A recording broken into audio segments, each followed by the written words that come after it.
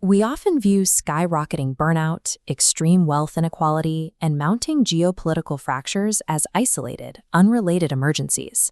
We watch these structural weaknesses manifest in catastrophic financial crashes that economic experts continually fail to predict. These failures suggest that the secular nation-state and our debt-based economy have deep design flaws coded into their foundation. To find the underlying code, we have to examine Surah Al-Fatihah. Beyond a daily prayer, it provides a rigorous 7-point blueprint for human civilization. Think of it as the operating system of reality. Human history, political institutions, markets, and even our internal psychology function as applications running on top of this core code. When we ignore the rules of the root operating system, our global applications eventually crash. The code begins with Rabb al-Alamin, Lord of all systems. This identifies every world, whether biological, political, or economic, as a subsystem. This implies that no nation-state or market is truly autonomous. They are all governed by a higher architecture. The second verse, Ar-Rahman Ar-Rahim, establishes mercy as a mandatory governing law. Systems built solely on extraction or brute force eventually consume themselves. Mercy acts as the stabilizing lubrication that allows a system to function without overheating. History records what happens when this law is ignored.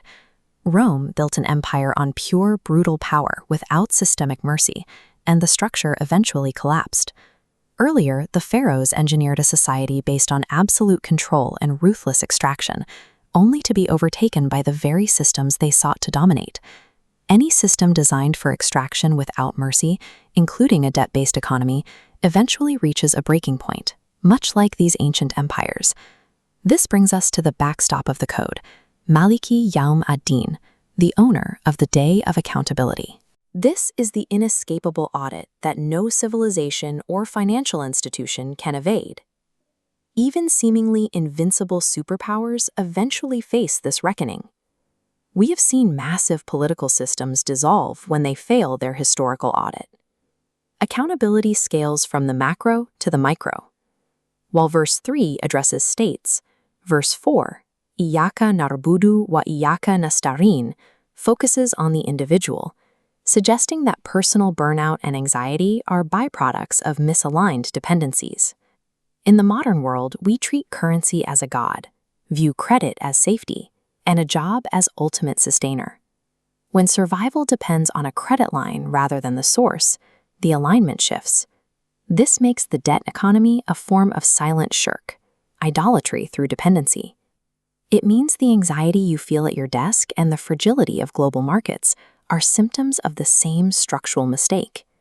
Correcting this error requires following verse 5, Ihdina Sirat al-Mustaqim. In physics and geometry, this represents the path of least entropy, the trajectory of maximum stability for any complex system. Systems deviate from this line in two ways. The first belongs to the Maghdub, those who understand how systems work but weaponize that knowledge for their own extraction, forcing the entire society into instability. The second deviation is the Dalin, those who rely on sincere intentions or emotional rituals, but lack the anchor of systemic law, leaving them spiraling without forward momentum. Lasting civilizational success is a matter of structural alignment to that stable vector, avoiding both malicious corruption and directionless tradition. When you view human events through this lens, history is no longer a random sequence dictated by military might or GDP. History functions as deferred judgment.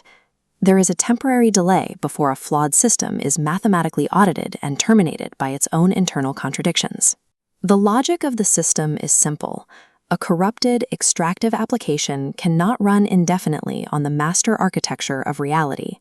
Seen in this light, Al-Fatihah functions as a blueprint for civilization, providing the parameters that determine whether a society grows or decays.